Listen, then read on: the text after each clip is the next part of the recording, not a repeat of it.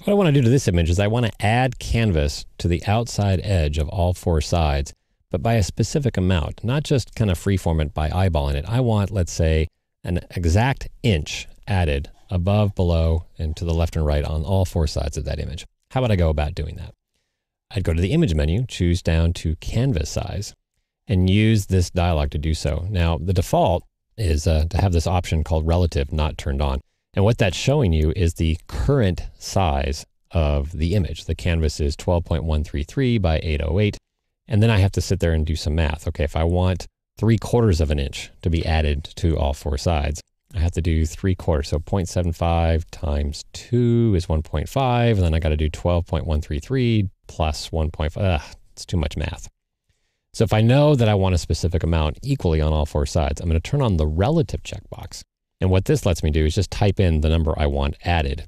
Now it's going to be added equally on each side. So if I type in 1 inch here, half of that's going to go to the left and half of that's going to go to the right. So if I want an exact inch on either side, I actually need to type in 2 inches to add to the width. And if I want it at the height as well, I would type 2 inches there. Before I click OK, you can actually choose which color the canvas that's going to be added to the image should be. You can choose white, black, or gray, or you can go other to bring up a color picker and choose a specific color. I'm just going to go with gray. Go ahead and click OK, and you get exactly what you want. The canvas has been added to on all four sides, and the amount that got added to each side is exactly 1 inch. So let's say you wanted to print this image on a gray background or a white background or a black background, meaning you wanted the canvas behind this image to be larger than the image. So you see this extra solid color in the background. Well, how would you go about doing that? Well, it turns out that there's kind of a hidden secret trick about the crop tool. We typically think about using the crop tool to make an image smaller. It turns out you can actually use the crop tool in Photoshop to add to an image, to add canvas to an image. So I'm going to press the letter C to get to the crop tool. And I'm going to go ahead and just leave the width, height, and resolution fields blank. And the trick is to go ahead and start by creating a crop boundary the size of the document. So just drag from all the way from one corner to the other. And then let go to set the initial crop. I'm going to use my Zoom keyboard shortcut to zoom out one notch. I'm going to go Command or Control minus on the keyboard just so I can see more of the outside area. And then all you have to do is grab a handle and make the crop area larger than the image. So by default, here, let me escape this to cancel it, hit the escape key. By default, when you first drag out a boundary, you can't go beyond the image size itself. It stops and won't let you drag further. So the trick is just to let go, grab a handle, and drag again. Now by default, if I drag a corner, it's dragging the width and height at the same time, and it stays anchored at the opposite corner, right? So instead of dragging the right bottom corner, it's staying anchored from the upper left. What I want to do is actually add canvas, extra area, equally on all four sides as I drag. So to do that, you hold down what I call the Make Better key in Photoshop. It just makes Photoshop better. You should just tape the key down. It's the Option key on the Mac or the Alt key on Windows. I'm going to hold that key down. And as I drag, you'll see it's adding it from all four sides in an equal amount. So that looks about right. I want that much border or canvas to be added to the outside of the image. And then I want the bottom, say, to be just a little bit taller to make it a little bit asymmetric so that the rule of thirds composition, you can see that horizontal lines lining up right on her eye there to make it a little bit better composition of where this image is going to be placed on, quote, the card or the background that we're placing this on. All right, so I've got it positioned correctly. I'm going to hit the Return key or the Enter key. And you'll see that by default, it adds the background color to the image, right? Because we're working with a background layer. So whatever the background color happened to be, the default was white. So the new pixels that got added to that image were filled with that white color, the background color. I'm going to go ahead and undo that. Let's say that you want to control the color that's going to be used for this background. If that's the case, you may actually want to end up with the background being a separate layer. So the solid color is a separate layer and the image is on a different layer so that you can edit them independently in a more freeform way. So to do that, what you need to do is convert this background layer to be a non-background layer, a layer that supports transparency, before you actually do the Add Canvas trick that I just showed you. So the way to do that is just double click on the name Background in the Layers panel and click OK. Get my crop tool again, press the letter C, drag from one corner to the other. You can't drag farther at first. You let go and you grab a handle again and start dragging again. by pressing and dragging. Hold down the Option or Alt key to drag out equally all four sides. And then I'm going to drag out the bottom handle after letting go of the Option key to right about there. And this time when I press Enter or Return, instead of the new pixels that got added to the file being filled with the background color, they are set to be transparent because I'm not on a background layer anymore. I'm just on a regular layer. What we want to do now is add an additional layer behind this image layer so that I can fill that with whatever canvas color I want, whatever color I want the background to be. Now I could click the new layer icon. I'll go ahead and do that. And you'll see the new layer got created above my current layer, which isn't what I wanted. I want that layer to be behind, below the image layer, which is fine. I can, drag layer 1 and drag it below layer 0, okay? Or I'm going to go ahead and delete that layer. While I'm here, I'm going to go ahead and yes, I'm going to show you a trick. Instead of clicking the new layer icon, the default behavior puts the new layer above the active layer. Just hold down the Command key on the Mac or the Control key on Windows. And now when you click that new button, it adds the new layer below the current layer. So just saves you the step of having to drag the new layer that got created below the layer to get it where you wanted it. Okay, so here we have this new empty layer and we want to fill it with a specific color. We're going to go to Edit and choose Fill. And then the default is the foreground color, which is black. That's fine if that's what you want. You can choose background color, which is currently white, or I can choose, in this case, 50% gray. I'm going to go ahead and click OK. And there I've done it. I've added a background to this image where this image can now kind of float above it and print that out as my photo card, if you will. And I've got a much different way to present the image. For added kicks, I might add a little white border to the outside of the image. So I'm going to select the image layer. Right now it's called layer 0.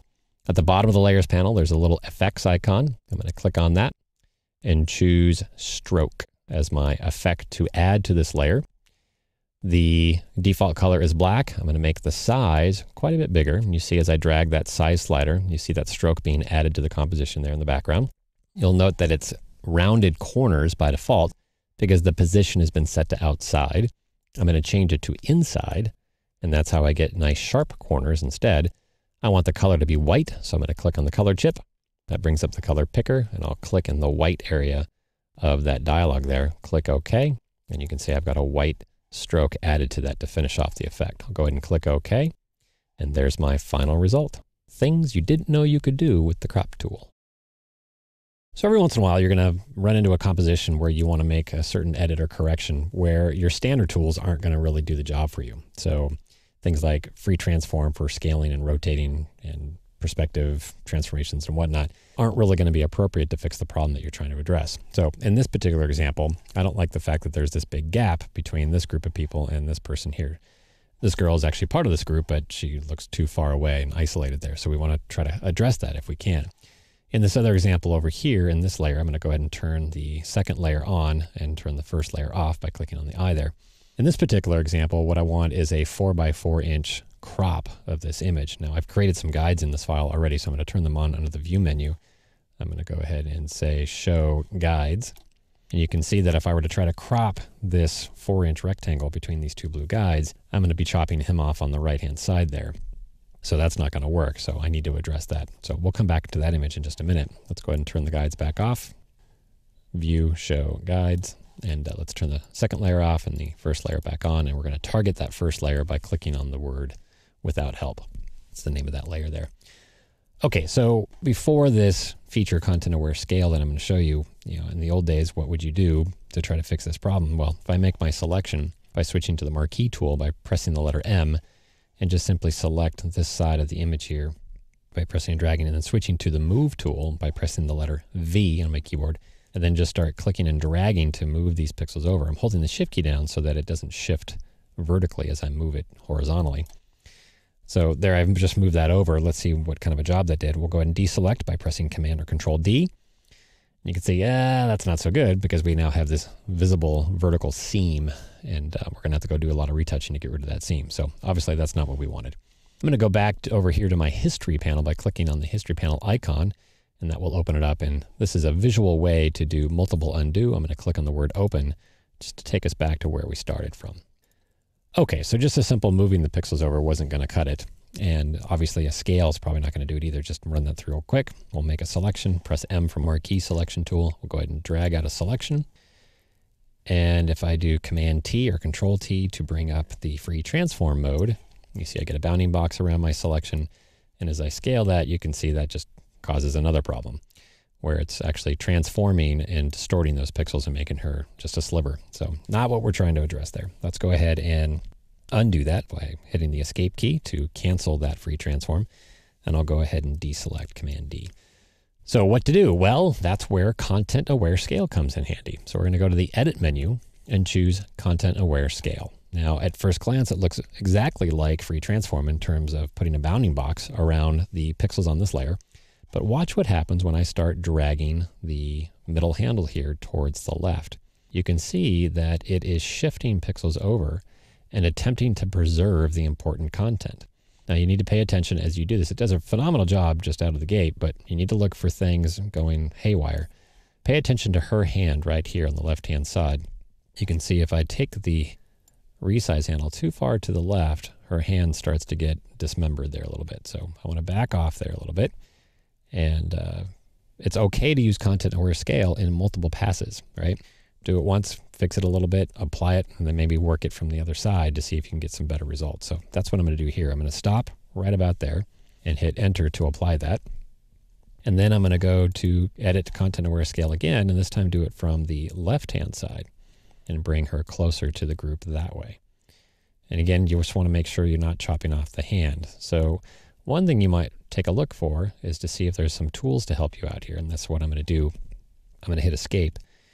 It's okay to give Content Aware Scale a little guidance, right? If I don't have a selection started before I actually use Content Aware Scale, then it's working on the whole layer.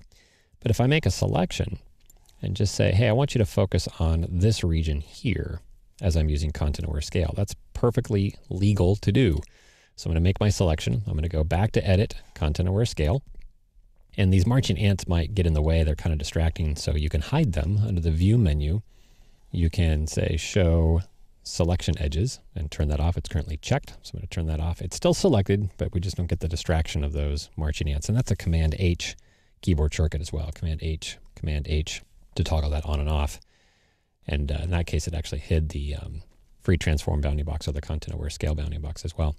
All right, so before I do this, there's a little button up here in the top that says Protect Skin Tones. And this is just some smart logic to help tell Photoshop that, hey, when you see what looks like a person identified by skin tones, try to do a better job of preserving that person's integrity there. So watch the hand here. I'm going to turn that option on, and I'm going to drag that to the right now, and you can see her hand isn't getting twisted off from her wrist there. So here it's doing a much better job by giving it a little bit of guidance just by clicking a single button. When I'm done, I'm going to press Enter. And you can see I've done a much better job of fixing the composition of this portrait, of these people walking down the beach. They look like they're all part of the same group now. Just to kind of compare the before and after, we'll go back to our history panel. Here's what it looked like before by clicking on the word Open. There's where we started. And here's by using 2 passes of Content Aware Scale and taking advantage of that Protect Skin Tones button. So you get some pretty decent results with just a few clicks and drags. All right, let's move on to the second scenario. So let's turn off that top layer, or turn on the second layer, the With Help layer, and click on that to select it. And I said we had some guides here, so let's go turn those guides back on. Command semicolon will turn those on, or you can go back to View, Show Guides, and that menu command there. So let's go use Content Aware Scale and see if that will fix the problem for us. Under Edit, Content Aware Scale, I'm going to go ahead and click on that right-hand handle and start dragging it to the left. And you can see right away it is not doing what we were hoping it was going to do. It's making them look very strange and cartoonish. So I'm going to hit the Escape key on my keyboard to cancel that. And it turns out that sometimes Content Aware Scale just needs a little bit more guidance, a little bit more help on what is important in the image. It does a pretty good job and a lot of the time of guessing, but every once in a while you need to give it a little nudge. And to do that, we're going to make a selection of the areas that we think are really important. There's a great selection tool that does a quick work of that. It's called the Quick Selection Tool. Good name. I'm going to press the letter W on my keyboard to switch to that tool. It's the 4th one from the top here. And I'm just going to very quickly drag through the areas of the image that I think are important. And I don't have to be all that precise. It's just a very quick selection tool. If you get some extra area that you don't care about, I'm going to hold down the Option key or the Alt key and just drag out those outside areas there. and to subtract them from that selection. I'm going to go let go of the modifier key now. And let's click through her face and her shirt here. And it does a good job there. We'll add her hair. I don't have to hold any modifier keys down. As I drag into a new area, it automatically is going to add to my current selection.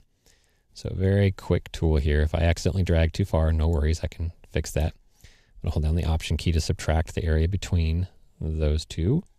Great. And we'll subtract a little bit off to the left of his head here. Okay, that's a good enough selection for what we're trying to accomplish. The trick here is we need to save this selection so that we can call upon it during the content-aware scale operation. So to do that, we'll go to the Select menu, pull down to Save Selection, and we'll give it a name, and we'll call it Scale, for lack of a better name here. All right, we'll go ahead and click OK, and we're going to use that selection elsewhere, so I'm going to go ahead and deselect it here and invoke the content-aware scale command again on that layer. Now, before we start dragging the handle, as we saw before, it wasn't going to give us what we wanted. So I'm going to take advantage of this protect feature. I'm going to go ahead and make sure this skin tones button's turned off because we don't need it for this particular image because we've already saved the people. So under the protect menu where it says none, I'm going to pull down and choose scale. That's that selection that we saved earlier. And now when I drag the handle and start dragging it to the left, you'll see it does a much better job of preserving that content and just squeezing the space in between. So that's looking pretty good. He's within the guide on the right-hand side. It's still kind of a free transform of sorts, so I can just click in the middle to reposition it within those guides. And if I want to squeeze him a little bit over from the left-hand side, I'll go ahead and drag that handle until I get the result I'm looking for. So that's pretty good. You know, I might have some retouching cleanup to do on some edges here, but that's a quick, easy job with something like the healing brush or the clone stamp tool. All in all, though, this was a pretty quick job. I'm going to go ahead and hit the Enter key, and we'll see the final results. I'll press the C key for the crop tool and drag out our crop between those guides that I'd created earlier, the 4x4 crop. Hit Enter, and you can see there's my final composition without a lot of fuss or muss, and just was pretty cool. Content-aware scale, it's your friend. Just remember, sometimes you might need to give it a little guidance.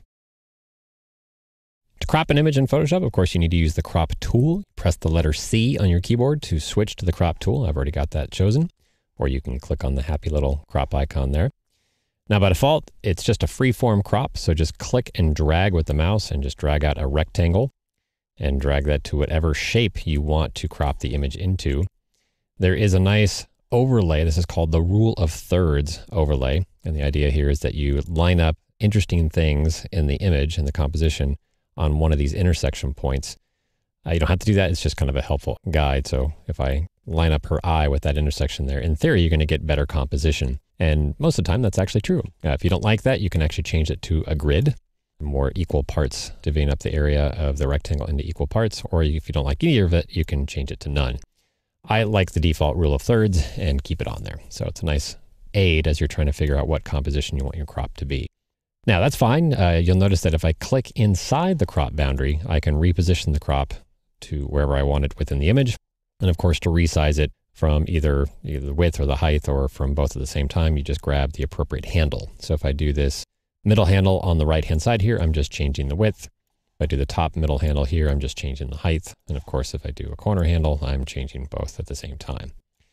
If you want to cancel the crop and start over, you just simply press the Escape key, or up here in the options bar, there's this little cancel icon there as well. You can click that to cancel and start over. All right, I'm going to go ahead and click and drag again to drag out a crop, drag it from the inside of the crop boundary to wherever you want it. And then to apply that crop, you press the Return or Enter key, and that applies that crop and deletes those pixels that were outside the crop rectangle. Let's go ahead and undo this, Command or Control Z, or Edit, Undo Crop. Awesome. Now, most of the time, though, you're not necessarily doing free-form cropping. You're cropping to a particular size that you know you want. So let's say I want to make a 4x6 print, or a 5x7 print, or a square 3x3, or whatever. If you have a specific size in mind, then you'll notice that in the options bar at the top here for the crop tool, you have specific options you can set. You can do the width, the height, and the resolution. Now, rather than actually manually typing numbers into these fields, you might check out to see if there's a tool preset available that's already done the work for you. Every tool has tool presets. They're available in the upper left-hand corner of the options bar. You can see the crop tool icon there with a little drop-down menu. Let's turn that on. Click on that to expose the menu here. And by default, it's listing all the presets for every tool. I only need to see the presets for the current tool, meaning just the crop tool preset. So I'm going to turn that checkbox on. And you'll say, look, handy dandy, there are presets for common print sizes already created for me. So if I want a 4x6 at 300 DPI, because I'm printing this to an inkjet printer, awesome. I'm going to click on that, and it just populates these fields with those values. Press the Enter key to make the pop-up menu go away, and my tool has now been set up with those settings. Now you'll notice though, this is a horizontal image, and the width is currently 4 inches, the height is 6 inches, so that's vertical dimensions there, or vertical orientation of a crop. If that's what you want, great. But if not, if you actually want a horizontal crop, then there's this little double arrow. You don't actually have to go in here and type 6 and then type a 4 in the height field. You can just swap those values by clicking that double arrow between the width and height fields. Just makes it a little bit quicker to do that. Okay, I've dialed in my options by using the tool preset. I swapped it with the little double arrow trick, and now I can just freeform it. And note that the rectangle stays at a 4x6 proportion. Doesn't matter how big I make it, I just can't make any random rectangle anymore. Whatever size I drag it out to, it's going to maintain that aspect ratio and make sure it's a 4x6 crop. So I position it where I want it. When I'm happy with the position, I press the Enter key, and there I have it. I have my 4x6 cropped image. It's 300 DPI. I can go on to print that to my inkjet printer, and it's all good. So when you crop an image, you're actually acting on the entire canvas of the file. The whole size, the whole dimensions of the overall file are changing. Same thing when you're using image size, that dialog box to change the size of the document. Other times you just want to scale a certain piece of the document or transform a certain piece of the document. Most of the time that's an example like this where you've got content on a layer. So here I have this jump layer. I can turn that on and off by clicking the eye. And you can see that background is a separate layer. I might want to change the scale or rotation of this particular item on this particular layer, so this jump layer here. The way you do that in Photoshop is you use the free transform mode. Now it's not a tool. If you go over at the toolbar and looking for a scale tool or a rotate tool, it doesn't exist. It's a mode. 2 ways to get there. The menu way is under the edit menu, the free transform menu command, and that puts a bounding box. You are now in a transform mode inside Photoshop. I'm going to hit the escape key to cancel out of that transform mode. The way that I recommend is to use the keyboard shortcut. So that's Command or Control T for transform. Once you're in the free transform mode, there's now a bounding box around your content. And if you want to scale it, you just grab a corner handle and start dragging. If you're doing a corner handle, you're scaling both the width and height at the same time. Free transform implies that you can just do it freely, right? And there's no constraining going on. I'm going to undo that. You can undo the last thing you did in free transform before either canceling or committing to these changes. So Command or Control Z will just undo that last thing you did. In this case was just this free scale. If I want to scale proportionally, then just hold down the Shift key as you're dragging, and that will make sure that the end result is the same proportion as where you started. If you put your mouse outside of the free transform bounding box, you see your cursor changes to rotate. So if it's inside, it's a little move icon, right, where you can move it around your screen. If you put your mouse outside, it turns to rotate, which lets you rotate it freely. Now, by default, it's rotating from the center of the image. That might be a little tough to see, but there's this little crosshair thing in the middle of the bounding box there. You can actually move that to somewhere else. So if you want to rotate from, say, the upper left-hand corner, you can just click and drag on that little target and move it there. So now when you move your mouse outside, it's going to be rotating from that new target, that new anchor point. Okay, so it's kind of like swinging on a rope or something, which is kind of cool. You can go back and move that back to the center. And as you get near the center, it will snap back to the center point. Now there's other different types of transformations you can make besides just scaling and rotating. If you hold down some modifier keys, like if I hold down the Command key on the Mac or Control on Windows, you can do what's called a perspective transform. And you can kind of make this be on a plane that you're stretching in space, so to speak. So there's some interesting things there. If I grab a middle handle, I can do a perspective transform and do it from that way as well. There are other modifiers as well, but if you don't want to memorize keyboard shortcuts, if you right click in the middle of the transform box, you'll see all the different modes of free transform. So it can be used to scale, rotate, skew, distort, perspective, or warp. And then you also have very simple commands. So if I just want to flip this horizontally without having to figure out how to do that, I can just use the right click menu command to do so. If you want to scale or rotate numerically, like a certain amount or to a certain angle, then if you take a look at the options bar at the top here, you have edit fields where you can actually change those values as well. So if I want to scale this, say, exactly 50%, I'm going to click on the W in the options bar that highlights that field, and I can just type in 50. By default, this icon between width and height is not locked, so it's stretching it only in one dimension, the width. I'm going to go ahead and click that lock icon, and that forces the H field to also go to 50%. And if I want, I can go back and flip that vertically. So I can add multiple transformations up during the middle of this transform. When I'm happy with all these results, I just press the Enter key, and it applies all those transformations to that particular image here. If I want to undo it, Command Z or Control Z, and I'm back to where I started. So again, it's not a tool, it's a mode. Quickest way to get there is Command or Control T, puts the bounding box around your layer, and then you can just freely transform your content to whatever it is that you want to accomplish. Okay, this video is kind of a bonus tip. It's the difference between hide versus delete in the crop tool. Now, most people don't realize that in Photoshop, you don't actually have to delete the pixels that you crop. You can choose to hide them instead, but there's a little bit of nuance to how you get that set up. So first of all, why would you want to do that? Well, if I drag out a crop boundary here, and I've got a preset set of values here in my width and height fields and resolution. So I'm going to hit the clear button to empty those out. Let's just say I want a long, narrow crop boundary here. And I'm not quite sure, I don't want to commit to actually that this is the final composition. I may want to move this image around within this new rectangle that I'm creating. By default, since crop is set to delete the pixels that are outside the crop boundary, I'm going to lose that flexibility, right? If I hit return or enter, those pixels are now gone. They're out of the file. If I do a save, I'm going to save over the original version, which hopefully you don't do. Those pixels are gone forever. If I do a save as and keep the original, I'd have to go back to the original file to get those pixels back. So there's actually an option of the crop tool that makes it a lot more flexible. So I'm going to undo this. I can just go to File, Revert to get back to where I was when we first opened this file. The trick, though, is in order to be able to hide the pixels that are outside the crop boundary as opposed to delete them, you have to be using a layer that supports transparency. And if you take a look at the Layers panel, there's only one layer currently in the Layers panel. It's named Background, and Background is a very special type of layer. You can't delete it. You can't delete partial pixels on that layer or have it be partially transparent. So we need to convert this layer, the background layer, to a layer that does support transparency. And the quickest way to do that is just simply double click on the name of the layer. And you can choose to give it a new name if you want. I'm just going to click OK. It's now called Layer 0. This now converts it from this special type of, quote, background layer into a layer that can support transparency. So I'm going to get the crop tool again, press the letter C if I haven't done that already. So I've got my crop tool. I'm going to go ahead and drag out a crop boundary. Again, just kind of free form shape any way I want it. But before I hit return or enter to actually apply that crop, now that my layer is not a background layer, it's called Layer 0 over there. If you look in the crop tool options bar, you'll see there's a new choice available to me called Hide. I'm going to go ahead and turn on Hide, press the return or enter key. And at first it looks like I did the exact same thing as using the default delete.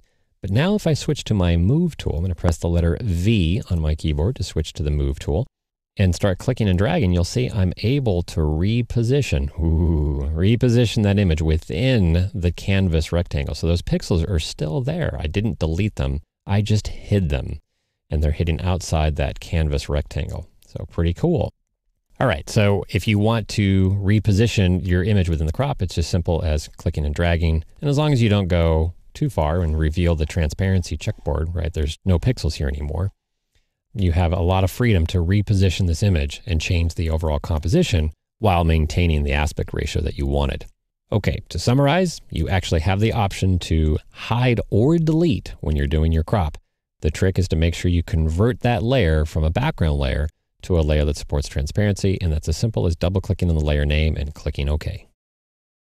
There's a great little option on the crop tool that allows you to correct an image like this. So this is a shot of a painting, of course, but at an angle so that the flash that went off wouldn't bounce directly off the glass that's in front of the painting and cause a reflection or a blowout to happen in the image there. So what we want to do is, of course, straighten the image so that it looks like we took the picture from dead on. Very useful technique if, let's say, you want to take a picture of a building from a storefront or from a street, let's say, And, right where you want to take the shot from the angle that you're at, there's a light pole in the way or there's a car in the way. But if you can frame the image just a little bit different by stepping off a couple steps to one side, where that particular obstacle or thing that you don't want in the image doesn't fit within the frame, then that's an easy thing for you to fix here after the fact by using the perspective crop option. So I'm going to press the C key on my keyboard to switch to the crop tool. And by default, when you drag out a crop boundary, it doesn't really know anything about perspective. It's just a rectangular shape. And when you hit return, that's what's going to be cropped. But it turns out that once you have a crop boundary drawn out and it's active, in the options bar, there's a little checkbox here for perspective. Before you turn that on, if you go and you click on a corner handle again, it's just resizing the width and height in a rectangular fashion there. If I turn the checkbox on now each corner can be moved independently, and you can create kind of a perspective shape or a trapezoid. So the trick here is to line up each corner of the crop boundary with a corner of what is supposed to be true straight corner there. So I'm just kind of roughly lining those in. I'm going to zoom up a couple times, Command plus, Control plus on Windows. I'm going to hold down my space bar to get my hand tool temporarily, and I'm just going to pan around until I can see the handles in the corners, and I'm just going to fine tune their positions. Just holding the space again to pan and repositioning those corner handles just to make sure they're dead on with the corner of the mat here on the painting. Okay, once I've got it looking pretty good, I'm going to zoom out, fit to Window, Command or Control 0, and then I'm just going to press the Enter key or the Return key to actually apply this crop. And you can see it straightens the image as it crops it out. Pretty cool, huh? All right, to fix this last effect, we're going to make the white mat look white again. So I'm going to get my marquee tool. I'm going to press the letter M. I'm going to go ahead and drag out a rectangular marquee shape here around the painting. Sometimes it's actually easier to select what you don't want to adjust and then get the opposite of that selection. So there's a reverse selection command. It's called inverse. Under the select menu, it's inverse, and there's a keyboard shortcut for that as well, Command-Shift-I or inversed. And that gives you the opposite of your current selection. And then I'm just going to fill that selection with white. I'll go to the Edit menu and choose Fill. And instead of 50% gray, we'll say use white, click OK. And then we'll just deselect, Command-D or Control-D. And there's my finished, straightened, cropped, and perspective adjusted with a white mat completed picture there. So you may know that in the crop tool, there is a great option to, instead of delete the pixels, to hide the pixels. So let's do that real quick. We'll get the crop tool, press the letter C. I'm going to go ahead and before I drag out a crop boundary though, the layer needs to be converted to a layer that supports transparency. So I'm going to double click on the word background in the layers panel and just click OK. The background layer is special. It can't be deleted. We've converted it to a non-background layer now. I'll press C for the crop tool, drag out my crop boundary, and position it the way I want it just by clicking inside the boundary and reposition it where I want it. And then making sure the cropped area option is set to hide instead of the default delete. So that's what it is now. I've clicked on hide. I'm going to hit the return key or enter key, and that gives me that flexibility. I'm going to get my move tool, press V for move tool, and I can reposition that image within the frame. Okay, but what if I actually want to get back all my pixels? I need to make the canvas bigger. I have no idea what the canvas size was in the beginning, or maybe I've opened up this file from someone else. So I just want a real quick way to get all my pixels back.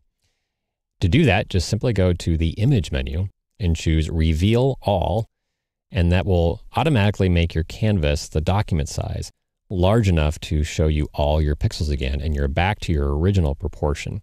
So when in doubt, when you're really not sure what your final crop is going to be and you want it to be non-destructive, just make sure you choose the Hide option instead of the Delete option for the crop options. And then you can always get back to where you started from by using Image Reveal All. So as you start using Photoshop for more creative work instead of just fixing rectangular shaped images, and you start doing things like layering and compositing, you're often going to be scaling and resizing and rotating content. One of the things you have to kind of just wrap your head around, especially if you're coming from other applications like, say, Illustrator or InDesign, those products are vector-based and you can just scale things freely without losing quality. But of course, with Photoshop, images being made up of pixels primarily, free transform operations tend to be destructive. So let's just kind of do a review here. I've got my regular layer selected in the Layers panel. And I'm going to bring up the free transform mode, which is Command-T or Control-T. That puts a bounding box around the pixels on that layer. I'm going to go up to a corner handle. I'm going to hold the Shift key down and I'm going to drag this dude here really, really, really tiny. and I'll press enter or return to apply that transformation. So I've scaled him pretty small. Well, now I've changed my mind. I've decided that, I open up this file tomorrow and I need him to be a little bit bigger, or in fact, I need him to be a lot bigger, but all the way back to where he originally was. Let's just pretend for a minute that I don't have this additional backup layer visible for me to actually go back to. So again, I'm going to go back to free transform, Command or Control T. It puts the bounding box around the tiny version of this. I'll hold down the Shift key again to scale it back up proportionally. And you can kind of guess what's going to happen. I'm going to get a very pixelated looking image. It will look different than this once I apply it. Go ahead and press enter or return to do so. But you can see the image quality went way down because those pixels were thrown away when we did the scale down. They don't magically reappear just because you scale the image back up. Once you do a free transform on just regular pixels, that is a destructive action. Now, the good news, there is a different way to go about this that makes it non-destructive. It's very cool. So let's select the Smart Object layer.